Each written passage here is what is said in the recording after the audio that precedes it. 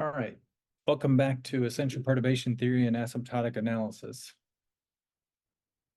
In the last lecture, we introduced a singularly perturbed boundary value problem consisting of this ODE. Are you supposed to be casting it? Oh, yeah. There you go. Consisting of this ODE and these boundary conditions. So we pointed out that this ODE is nonlinear, owing to this middle term, which means that we can't rely on any of our theory that we derived previously to tell us where the boundary layer is, what thickness should be, etc. We use the phase plane analysis or a phase portrait to figure out that the, the shape of the function that we need will be determined by this red curve, or how this red curve is moving along in the phase plane. We determined that that was basically the only curve that could give us a solution, because if the curve traveled underneath the invariant line, then it would go too slow and wouldn't make it back to y equals 1 in one time unit. If we're above this line, this red curve here, and start here at y equals -1, this means starting at a greater slope, because this value u on this axis determines the slope. If we start with a greater slope, then our particle moves too quickly across the phase plane, and after one time unit, it goes too far. So there's some sweet spot right in the middle where if we start with a slope just above u equals 0, just above the invariant line, we get over to y equals +1 in exactly one time unit. So that corresponded then to an equation or a solution which looked like this. So this curve here is almost exactly, or has slope almost exactly 1. The true solution starts with a slope just above that.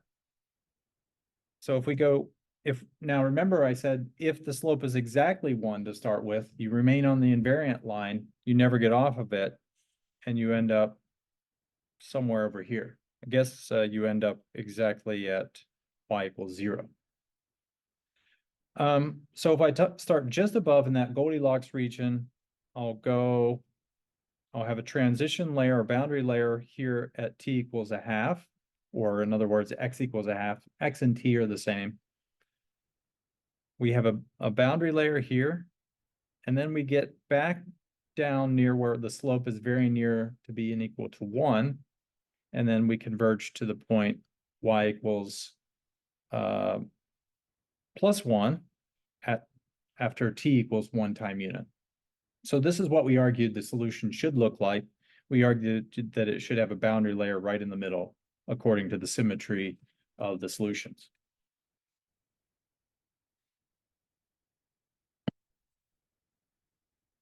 All right, so in the next example, we're going to consider exactly the same problem, and we're going to use the information we learned from the phase plane, or the phase portrait analysis, to construct an asymptotic approximation to this equation using our standard matching procedure.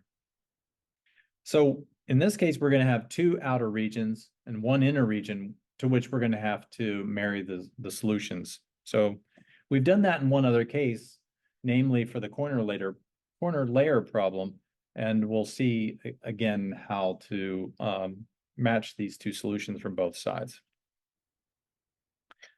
So we expect to have a boundary layer at the center of the domain, x equals 1/2.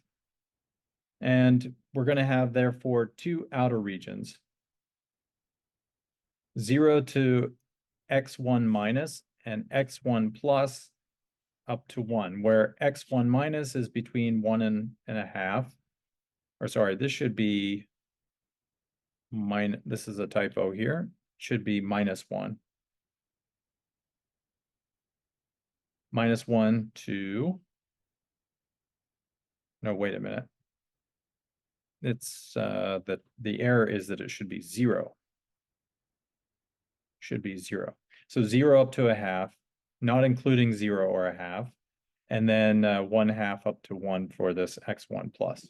Okay, so the domain looks like this. Here's x equals 0. Boundary layer should be right in the middle. And so basically we're assuming that our outer solution has an expansion which is valid on that region and that region, the union of those two.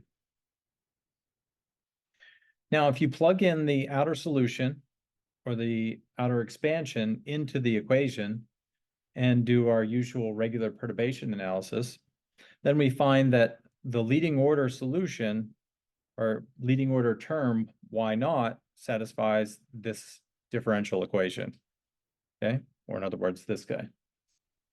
So there are two possible solutions to this differential equation.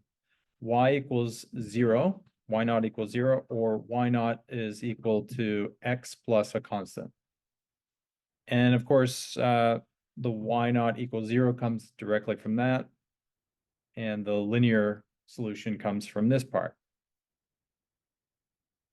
We saw from our phase portraits that our initial and final slopes should be approximately 1. In fact, just above 1. So it makes sense that we're going to choose this guy.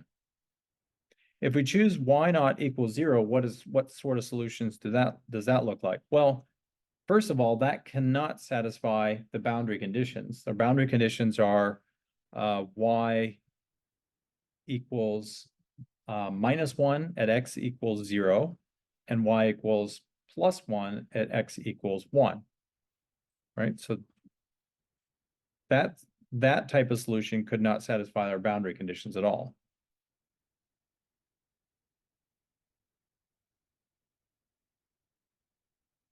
So our phase portrait also tells us if we start at the point, if we start at y naught equals minus 1 and u equals 0, the solution rapidly becomes negative. So I don't have the picture there. Okay, so that would be if we start at this point. But of course, now I'm wondering why on earth did why did I say that?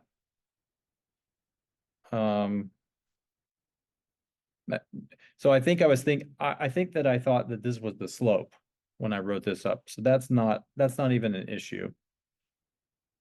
So you see, this says that the full solution is equal to 0.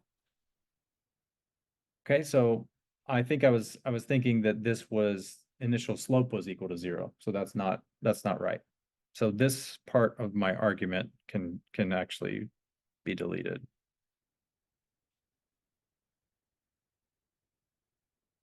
All of this, actually. I don't think that this is relevant at all.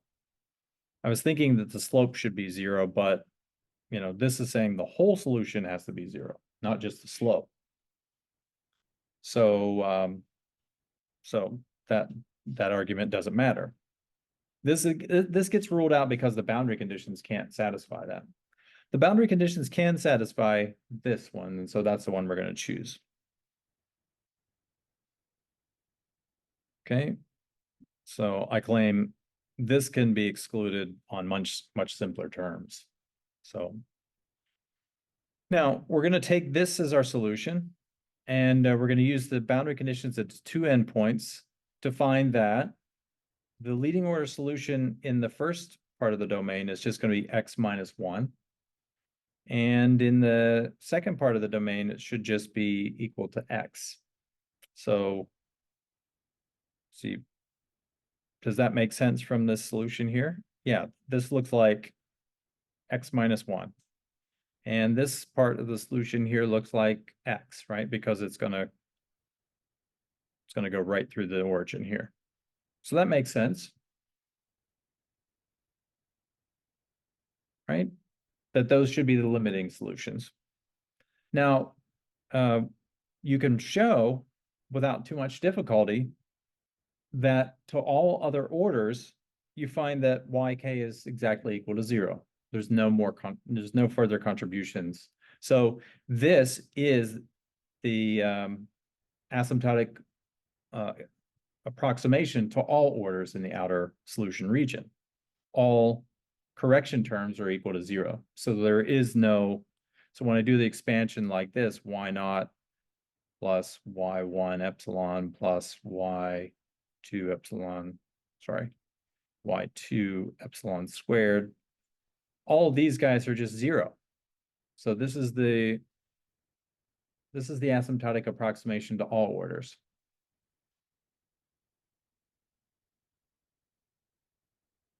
Now, under the assumption that the boundary layer is at x equals a half, let's set out to find the boundary layer thickness. We know how to do this now. Once we've located the boundary layer, that's basically half the battle.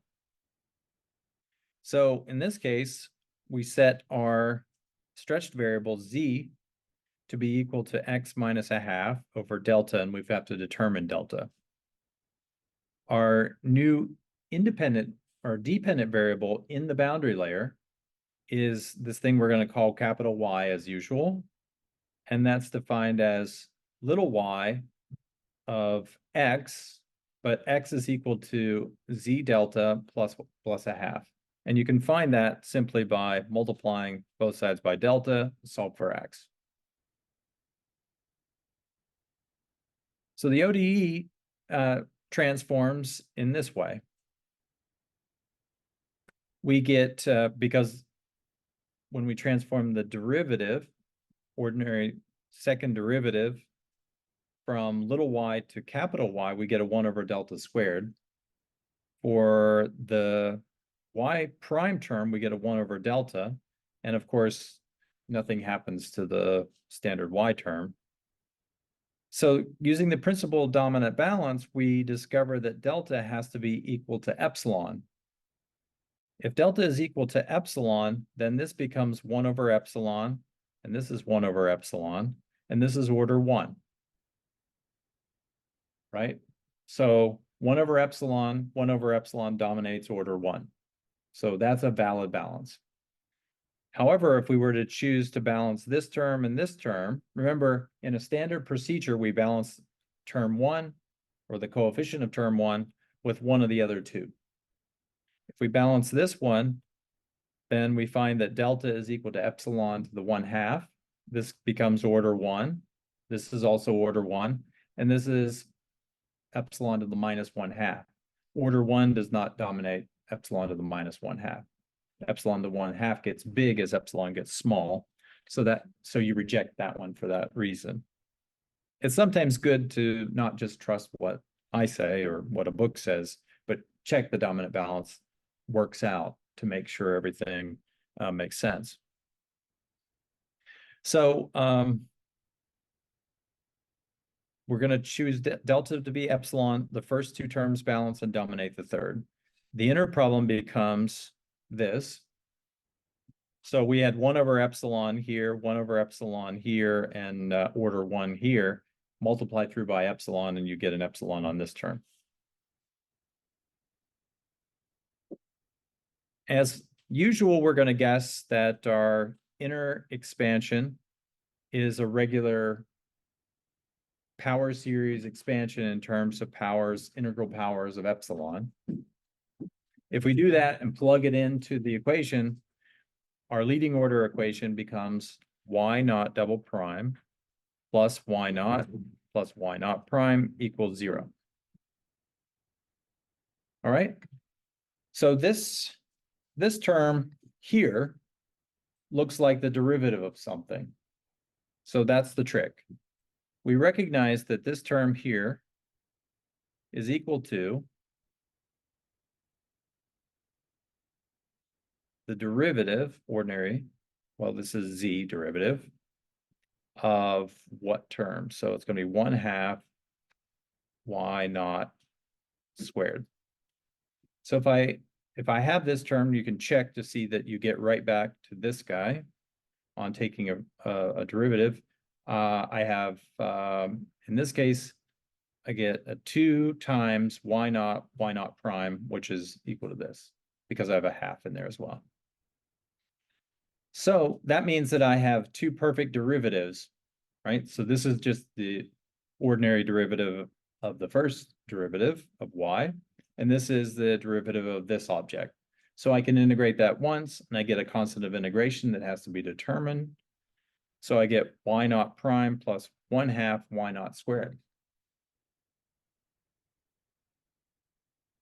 So now the question is, if you're flying blind here, you might not know exactly what to choose for C, so you choose any value that seems to work and proceed. There are two basic options, well, three maybe. You could choose C equals 0, C positive, and C negative. We don't really know what to do. However, the phase portrait is actually going to tell us what to do. So we're going to use that information to figure this out. Let's interpret the last equation through the lens of the phase portrait, where the derivative becomes u, and y is just, of course, y. So remember, at t equals x equals a half, we're right here on the curve, on the solution curve. So remember we said that whenever we go t or x equals a half, we're halfway across because of symmetry. That's precisely the location, because it's the largest value of the gradient. That's precisely the location of the boundary layer. Okay, so what do we know about the derivative at that point? The derivative is just 0 at that point. Okay, or sorry, not the derivative of 0, the value of y at that point. So why is y equal to 0 at that point? Let's look at the phase portrait. At that point, whenever t is equal to half, y, which is along this axis, is a little bit hard to follow, because y is the independent, or is the y is our dependent variable in our problem, but we're writing it in along the what normally would be the x-axis. So y is along this way. So this line here is y equals 0. Right here, y is equal to 0. That's precisely where we are when we're in the boundary layer. Y is equal to 0, so we drop that term. So now we just have u of a half. Well, u of a half has to be equal to a positive constant, because u, in fact, is greater than 1. We know that the value of u here is 1, and here it's about 2.5, roughly. We don't care. All that we care about is that this constant has to be positive. Okay. So we're going to use the fact that the constant is positive. We're going to write this constant as beta naught squared over 2, where beta naught is something which is non-zero, and positive in this case. And now we recognize that this equation here, replacing this with a positive constant, is a separable equation. So let's write it in a separable form. When we separate it, we get this separated equation. And you do the same thing you do with usual standard separable equations. You integrate this with respect to y naught and this with respect to z. When you do that, you get or find that this becomes the arc hyperbolic tangent, the inverse hyperbolic tangent. Well, 1 over beta naught, inverse hyperbolic tangent of y over beta naught. What happens when I integrate this? That's pretty simple. I just get z over 2. Somewhere along the way, I have to tack on a constant of integration, and I'm going to throw that over here on this side. In fact, I'm going to craft my integration constant to be alpha naught over 2, or minus alpha naught over 2. So now I can multiply both sides by beta naught, and then invert that hyperbolic tangent. So I find then that y naught is equal to beta naught, hyperbolic tangent, beta naught over 2, z minus alpha naught. Okay, any questions about that? So, by the way, you might not recognize that this is the that the antiderivative of this is this function here. I certainly didn't. I used Mathematica to figure this out. It turns out that's not the only option in this case. So I'll leave it to you to see that there are other options for that. This is the one that is the right thing for us, so this is the one we're going to use. But I do want to point out that there are other options here. There are other functions which are the antiderivative of that, which is kind of an interesting fact. All right, now we want to center our boundary layer right at the point z equals 0. So I'm going to, for that, and the fact that I expect this thing to have some sort of symmetry, I want to eliminate this guy, or in other words, set alpha naught to be equal to 0. If I didn't have alpha naught set equal to 0, I'd have this thing slightly off center, shifted to the right or to the left, and I wouldn't have a symmetric solution anymore.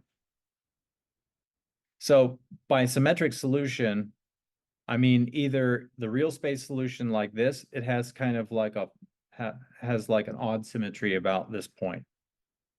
If I shifted this middle part a little bit, then I would have something just off like that, and I would lose my odd symmetry. You can also see the symmetry from the phase plane.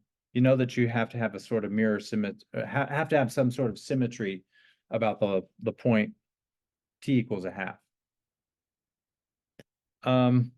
So that's why we set alpha naught to be equal to 0. So this becomes our inner solution at leading order.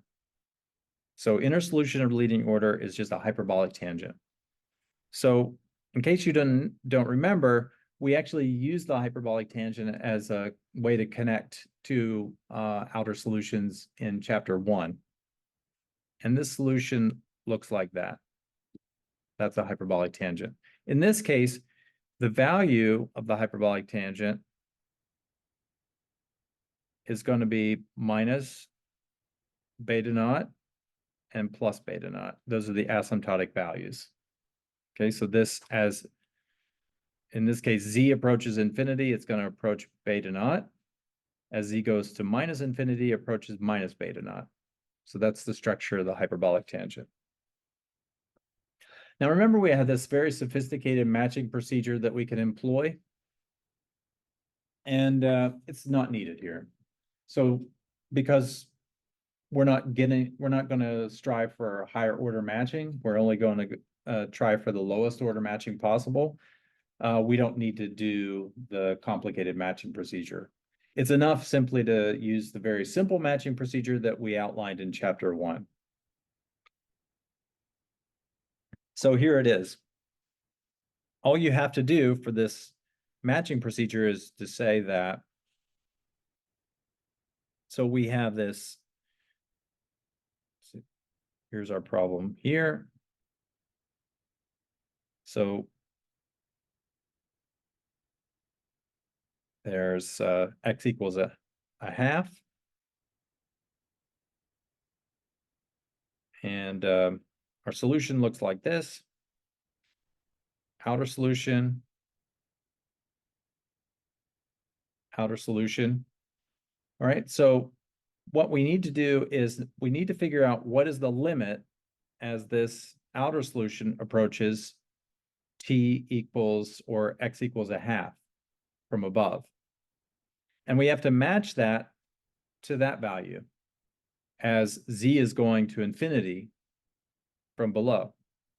Likewise, we have to match this part of the solution with this limit. Okay, so that works out to be, as we take z to be minus infinity, so that's going that way, for our leading order inner solution, we need that to equal the value of the outer solution as x goes to 1/2 from below. And of course, as x is going to 1/2 from below, for our leading order outer solution, we get minus 1/2. And of course, as we go to minus infinity in the inner solution, we get minus beta naught, as I said here. Likewise, we do the matching from above as well. So as the outer solution approaches x equals 1/2 from above, we get the value 1/2. So you can see there's a definite jump discontinuity. We're not going to have a corner layer in this problem because a corner layer forms whenever these outer solutions would meet in a continuous fashion. They're not going to do so in this case. That's kind of nice. Makes the problem more interesting. The solution, or this outer leading order outer solution, has a limit of 1/2. And as we go to plus infinity for the inner solution, we get beta naught. So beta naught has to be equal to 1/2. And minus beta naught has to be equal to minus 1/2. Well, of course, there's no new information there. If you fix one of these, if you fix beta naught through one of these equations, then it would be fixed through the other one. The only thing we're relying on here is that it's consistent. So notice that our inner solution kind of doesn't have two free parameters. Once we eliminated the alpha naught, we lose that as a free parameter. And we lost that as a free parameter by making the argument that we need to center this thing so that it's centered right at z equals 0. So this is a lot different than our notions for linear ODEs. Remember, linear ODEs, we would know in our inner solution we would have two free parameters, period. Okay. So thus, our leading order inner approximation is going to be 1/2 tangent, hyperbolic tangent, z over 4, because we had a z over 2 in there originally, and so beta times that just gives a z over 4. So now we want to write our composite solutions for both the left-hand part and the right-hand part, or in other words, both for the case where we're on the left-hand side of the boundary layer and for the case where we're on the right-hand side of the boundary layer. So if I do it for the left-hand side, I do my usual procedure. I have outer solution plus the inner solution minus the match. But the match was -1, so I get a -1/2.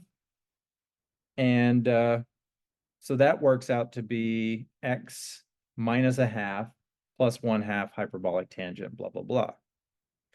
Now, what about for the region on the right-hand side of the boundary layer? Well, for that case, I have the outer solution is just here, x. The inner solution is the same. And the matching term is 1/2. So I subtract 1/2. I get exactly the same function in both cases. That means that this is a composite function, or the composite function that I get on the left half is the same as on the right half, and it holds for the whole interval. So on the full interval, the uniformly valid composite solution is the equation that I derived. Okay, so the one that held on the left-hand side and the right-hand side both. Questions about that? All right, so here's plots of the composite solution. I wasn't able to generate a numerical solution for very small values of epsilon. That's because the numerics for this problem are quite unstable.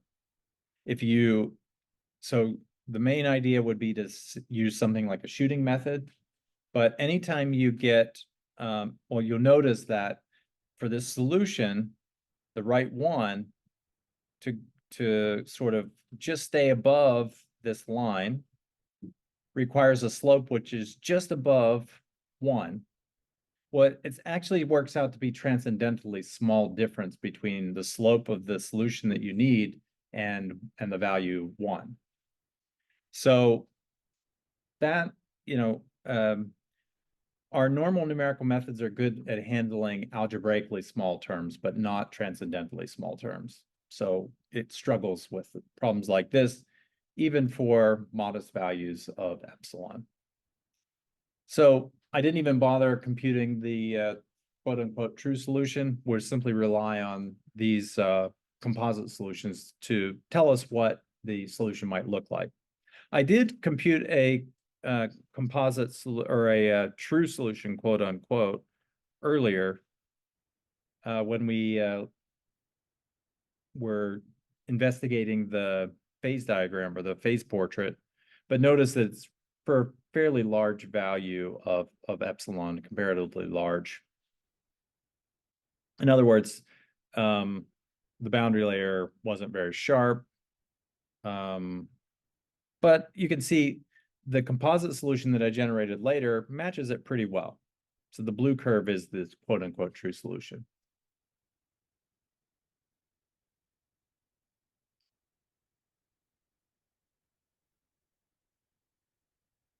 All right, so notice this green curve has a very, very small value of epsilon, and that slope gets very sharp there. So that would correspond to something on the phase portrait, that a curve which looks a bit like this. On the phase portrait, it would be something like, would have a very large bump describing its slope. Its slope would get very, very large, but of course the function values would basically just go between -1 to +1, okay? And as you make epsilon smaller and smaller, you can imagine what's happening. Basically, that bump keeps getting higher and higher. Okay, any questions about that before we move on? All right, let's talk about the next nonlinear problem. So the next nonlinear problem I want to consider, and the last problem that I want to consider for this chapter on matched asymptotic methods and singular perturbation problems, boundary layer problems, is this nonlinear ODE here. So there's my ODE. And if you've got an eagle eye, you'll notice it's exactly the same nonlinear equation as in the last problem, except for one small fact, or two, I guess. I changed the sign here and here. So in the previous problem, this was a plus and this was a minus. And of course, the way I had been doing it, grouping these two terms together as one, basically just means on those lower order terms, I just flipped the sign.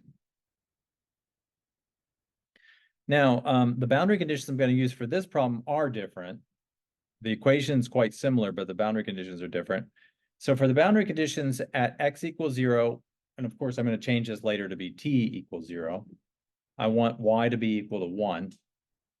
And whenever x or t is equal to 1, the value of y is equal to -1.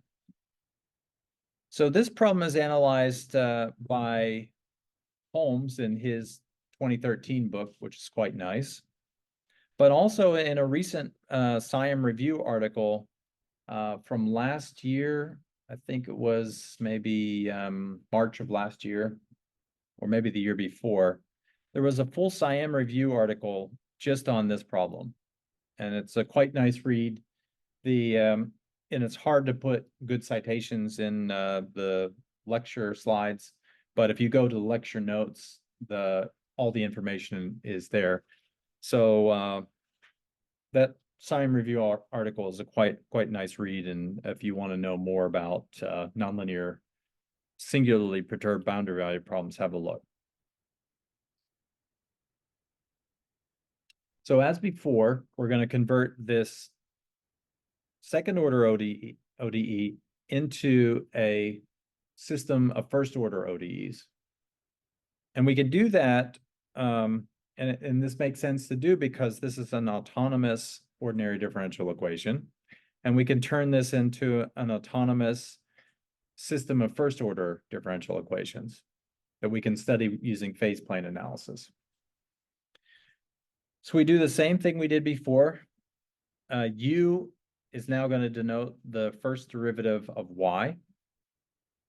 And therefore, one derivative of u means the second derivative of y. This gets us back to the original equation, but where I've thrown the epsilon to the other side by division, and I negated that term which was on the other side. So that's just this term taken together, throw it on the other side, divide by epsilon, and you get this. So again, y is the y value that we seek, and u is its derivative. We replace the x variable with the t variable. That's because in phase plane analysis, it's just so common to think about trajectories, and I like to think about spatial coordinates as being different from trajectories. And we're going to pair the equations with the following initial conditions, because that's the way you study these phase portraits. You think about starting on a certain point in phase space, and you go forward in time and trace out a curve.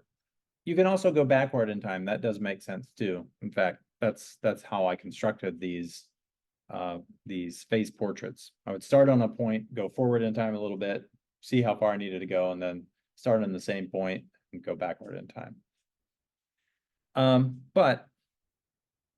So what we think about doing is we want to replace our problem here with an equivalent one in the first order system setting.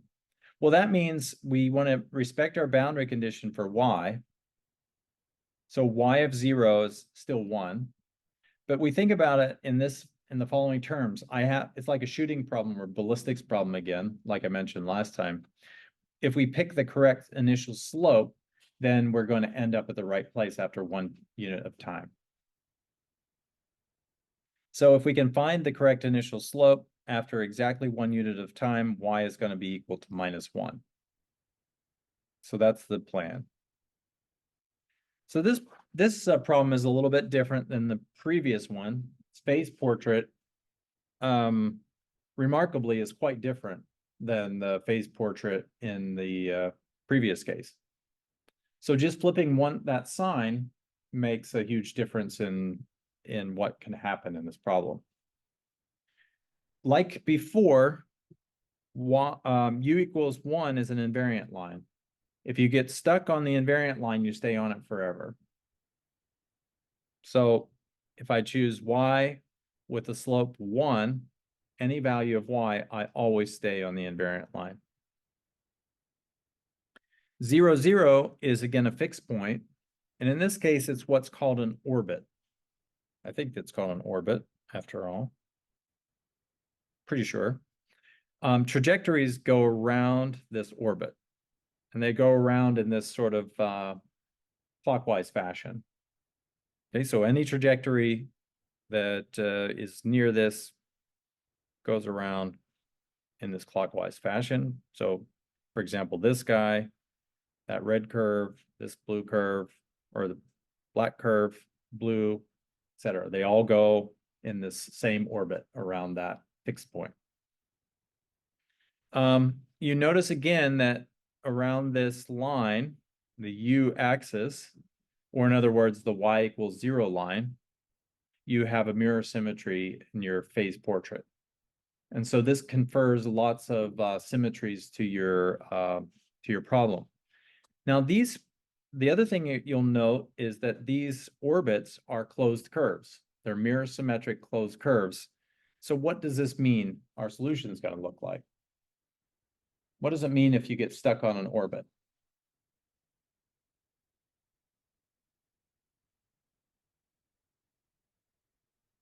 Well, it means that you're orbiting this fixed point in a periodic fashion. You have to. If I start out here and go around, I'm going to end up at that point.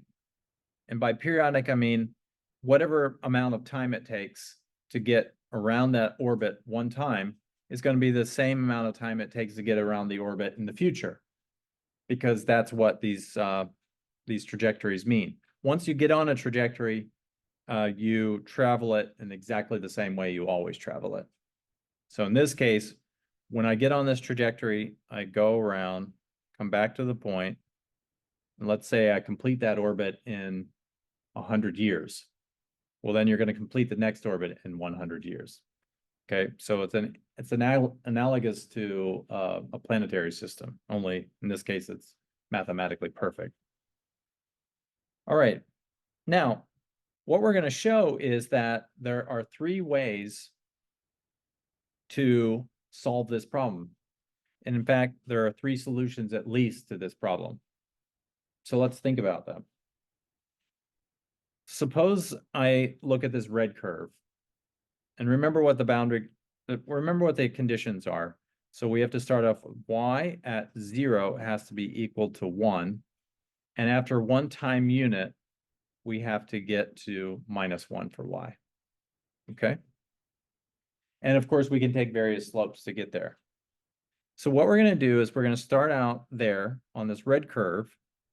So I'll use red for red curve. No, maybe green. It's good to stick to green. Okay, so I'm going to start out that point right there. Can you see my pencil or this ink spot, I guess? So that's y equals 1. This is the y equals 1 line. Now notice that this is the invariant line u equals 1. So I'm starting out with a slope which is ever so slightly smaller than u equals 1. If I start out with u equals 1, no matter what my value of y is, I'm on an invariant line and I stay on that invariant line for all time. But if I start out just below that, it turns out if your difference is the right transcendentally small number below u equals 1, that's the right slope, to take you around this orbit, and you make it exactly at y equals 0 after t equals 1/2 seconds. So 1/2 tick of the clock gets you there.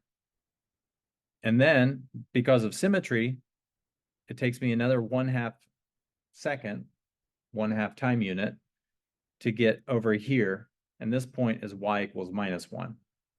Now let's think about what the slope does in this case. So first I start out with a slope which is pretty close to 1, okay? And then it deviates more and more from 1. The slope becomes 0 at some point. And then I start to have negative slope values.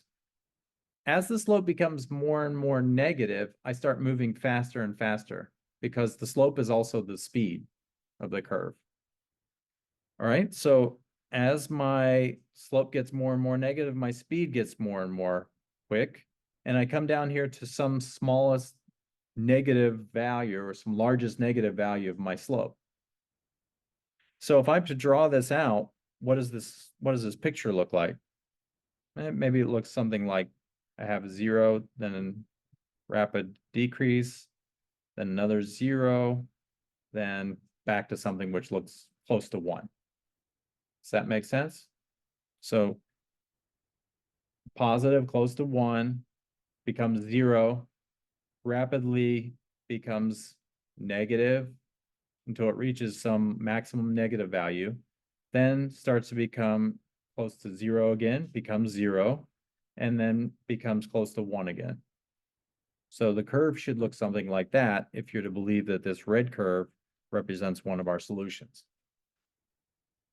Questions about that? All right, but that's not the only solution to this problem, because if I start out at y equals 1 with a slope which is even smaller than the one I had with my red curve, so it's even closer to 1. So its deviation from 1 is even smaller. Then I can do the following. I can go on this blue curve. My slope becomes 0 at some later time. Okay? So the blue curve might look something like this. So I'm going out here, slope is closer to 1 to start with, and then at some later time, then it starts to turn down. Okay, let's go further. So now it becomes 0. It becomes a lot greater, negative. Okay, so the magnitude is much larger. In this case, almost double the slope in negative, in terms of its largest value compared to the red curve, but negative in both cases. Okay, in this curve here, the red curve, I pass down through, this has to end up at -1. I pass through -1, and then I go lower than -1 and then come back up. In the blue curve, what I do is I go down, I pass through y equals 1 again, somewhere about here. I go through y equals 0 about here, where I have my maximum slope in negative terms. And then I go from 0 back to -1. So basically the blue curve ends up looking just like that.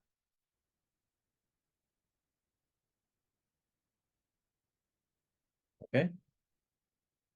Now that's not the only way to accomplish this solution. Look at the green curve. So the green curve starts here. So the green curve starts with a slope which is not near 1, but is large and negative. So the green curve, let's see, there's green, ends up looking something like this. Okay. So you can see that it has kind of symmetry with the blue curve. Looks like it's not an easy symmetry, it's kind of a rotational symmetry, right? On the phase plane, you can see it as a kind of mirror symmetry, right? So if I take the blue curve, which goes like this, and I just reflect it about the y equals 0 line, then I get precisely this curve. Okay. So there are at least 3 solutions that work for this problem. It's not obvious, but you have to do experiments to see that you can get them. So that's not a proof. This is just kind of a plausibility. All right, so now the phase portrait in this case looks simpler than the one in the previous problem, but actually it contains a much richer detail, right? Because from this one we can deduce 3 different solution possibilities for our curves. I already mentioned the mirror symmetry that exists in the curves of the phase portrait. The curves that go around this orbit are periodic. They represent periodic solutions. So I didn't say that, but basically this red curve is going to be time periodic. It's going to keep oscillating with period 1 for all eternity. Okay, so that's kind of cool.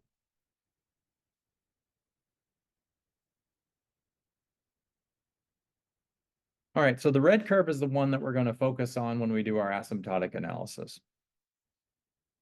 All right, not the blue or the green curve, but those are interesting solutions that you can do as well. Once you deduce that those curves can possibly exist, then you can do asymptotic analysis for them. But notice that in this case, we're locating the boundary layer at x equals 1/2. And here the boundary layers would be located at x equals 0 and +1, respectively. Okay, so 3 different places we can put our boundary layers and we'll get solutions. It turns out actually that we're going to get more or less the form of the solution is going to be quite the same in all cases. And the only way you can really tell that these solutions are significantly different is if you do some sort of a higher order expansion. So interestingly, that sign review article that I talked about, they are able to get the next order term, not just the leading order, but the correction to the leading order in their analysis. Okay, so as before, the idea is the same. We want to start out with the boundary value problem, but we're going to do the expansion, match asymptotic expansion, and we're only going to do the one where we assume that the boundary layer is at a half. T equals a half, X equals a half. So the first thing we could do is get the outer solution, or we could, if we wanted to, we could determine the thickness of the boundary layer, either way. So this one still have my same typo here. That should be 0, but I think it's correct otherwise. So we start off by assuming we have an expansion for our outer solution in standard power series in epsilon, integral power series of epsilon. The leading order term for y naught looks an awful lot like it did before. In fact, it's exactly the same. So the same analysis works in this case. We want to reject this solution because that won't satisfy our boundary conditions. And we want to use the derivative, the solution for this derivative problem here, which is just x plus some constant. So therefore, plugging everything in, we find that for our outer solution on the left, we have x plus 1. And for the outer solution on the right, to the right of the boundary layer is going to be right at x equals a half. We get x minus 2. And same as before, xk to all orders is just equal to 0 for k greater than or equal to 1. So the leading order correction is 0, the next correction is 0, and all the way up. So this is the asymptotic approximation to all orders, or in other words, the outer solution to all orders. So let's assume the boundary layer is located at x equals a half, like I said. So we want to find the thickness of the boundary layer. We introduce our stretched variable z, x minus a half over delta, introduce the new dependent variable capital Y, which is a function of z, equal to y of z delta plus a half. The ODE transforms as usual. So it's really quite similar. And we discover in this case, again, we have a balance between the first two terms, and they're going to dominate the third. In fact, the dominant balance goes exactly the same way because the dominant balance doesn't care about signs. All right, only order. So the inner problem becomes the same as it was in the last case, except for the sign changes here and here. So the sign before, the previous problem was plus, and here it was minus. So now, why should we guess? I want to remind ourselves why we're going to assume that Y has a power series expansion in integral powers of epsilon. There are two pieces of evidence which tells us that this is the right thing to do. The first piece of evidence is that the boundary layer thickness is epsilon. The second piece of evidence is that when we look at our inner problem, we have an epsilon term there. So those are the two pieces of circumstantial evidence which suggest that we should use that ordinary power series expansion in terms of integral powers of epsilon for our inner expansion. Okay, those are the two pieces of circumstantial evidence. You don't know, there's no guiding theory here, so you don't know exactly what's going to work until you see if it works. So what happens if it doesn't work? Well, what happens if you guess wrongly? You should, especially when you do the higher order matching, you should come to some sort of contradiction. Okay. So Now, the leading order equation, when we plug in this solution ansatz into our equation, again, we're going to neglect the higher order terms, although you can get them. In fact, as I said, the SIAM review article was able to get capital Y of 1. They were able to get the leading order correction. All right, so this is my leading order equation. It's nonlinear. That's okay because at least we can integrate it once, as we did previously. We get y naught prime minus 1/2 y naught squared equals a constant. We're going to determine the value of the constant the same way we did before, right?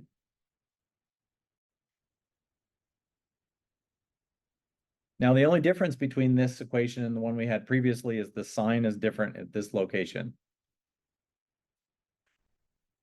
So let's write that equation in terms of our phase plane variables. So this guy is going to be u, and this guy is going to be here. It's going to be y squared.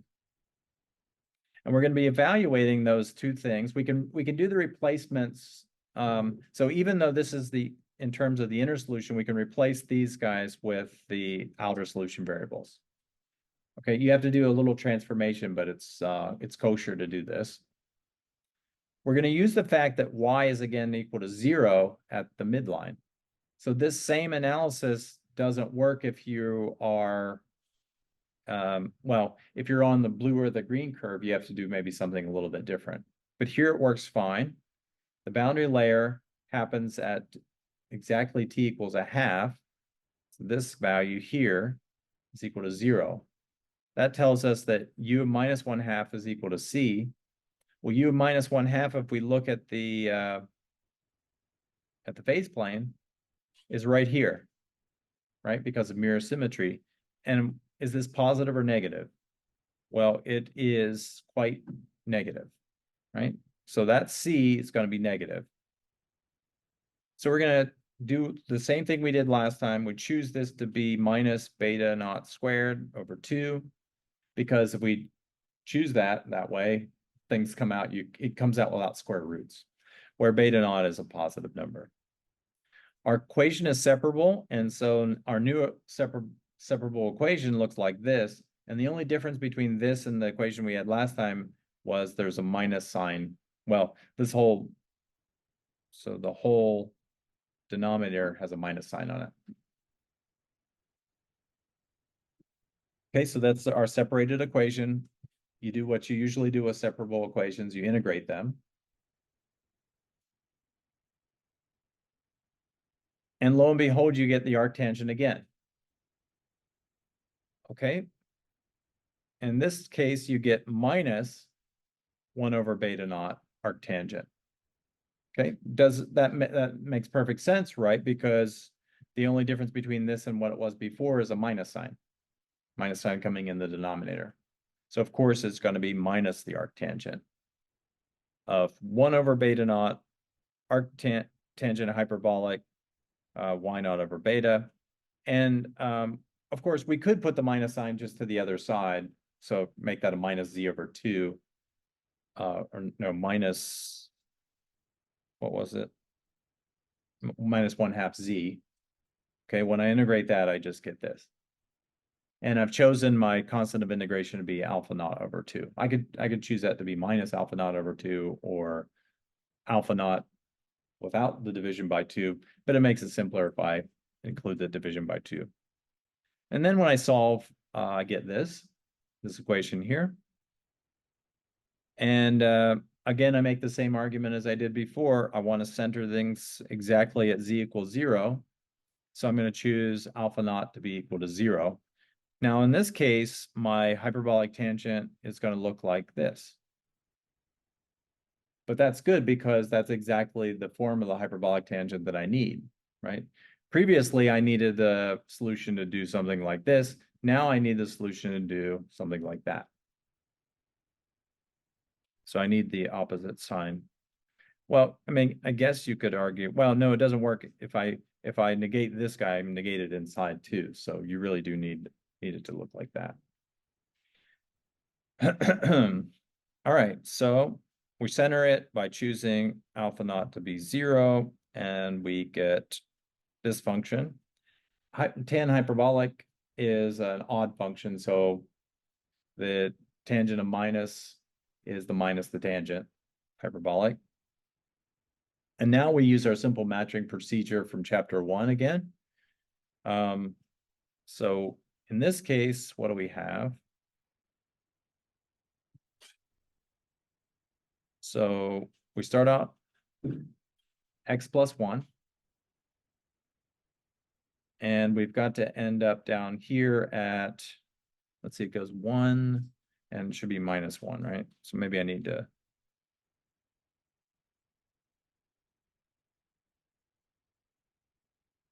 So x minus 2, right? So that whenever I put in x equals 1, I get minus 1. So now I have my tangent hyperbolic, looks like that. And I've got to match this value to that value there, and match this value to that value there through limit procedure, right? This guy, of course, is going to what? So I claim this one goes to 3/2 and this one goes to minus 3/2. Looks like that's about right. And of course, this goes to B naught, beta naught. This goes to minus beta naught. So we have two consistent equations, which can only have one solution. Two equations, one unknown, that's bad news usually, but in this case, it's okay. And we get a consistent match. Well, another way you could do it is you could leave the alpha naught in and argue, well, I have two solutions, and then they see if they have a unique solution. The problem is, in that case, well, the problem is in that case, no matter what my offset is for this guy, the limit is always going to be beta naught and minus beta naught. You see that? No matter what the offset I choose, I'm always going to get these as my infinite limits. Okay, so I really do have to set that alpha naught separately. Okay, I have to set it first and then argue this way. All right, or you could set these beta naughts first and then argue that my alpha naught has to be centered. Otherwise, you'll get something extraordinarily weird. Okay, so beta naught has to be 3/2. So the leading order approximation is then this guy, minus 3/2 tangent hyperbolic 3z over 4. And the composite solution you do in 2 steps. So you do the composite solution on the left. So it's the outer solution plus the inner solution minus the match. In this case, the match is beta naught, which is 3/2. So I'm going to subtract 3/2. All right, and for the solution to the right-hand side of the boundary layer, it's outer solution plus the inner solution minus a minus match, okay, minus 3/2. This is exactly the same function in both cases, so we get rescued again. It would be kind of a bummer if we had two different functions on two different sides. They would still have to match continuously, more or less, and look nice, but it's still oftentimes surprising that it just becomes one uniformly valid function across the whole interval. But there it is. All right, so that's a typo. Figure 9 is not listed. So the plots of the solution are in the figure here. So notice we're starting out up here at y equals 1, and we want to end up at y equals minus 1. And the way to do it is basically you start with a slope which is just less, in this case, than minus 1. Okay, not too much less, because if I start too much less, I won't get the right thing. There's some sweet spot where I come over, I encounter a 0 slope, as we pointed out. I become very negative here at t equals 1/2. and then I level back out, 0 slope, and then my slope starts to approach 1 again, but it's just less than 1, okay? You can see as epsilon becomes smaller and smaller, this becomes very, very sharp. Very, very sharp. The other thing I would expect is that as epsilon becomes smaller and smaller, I expect, though I'm not going to prove, that my solution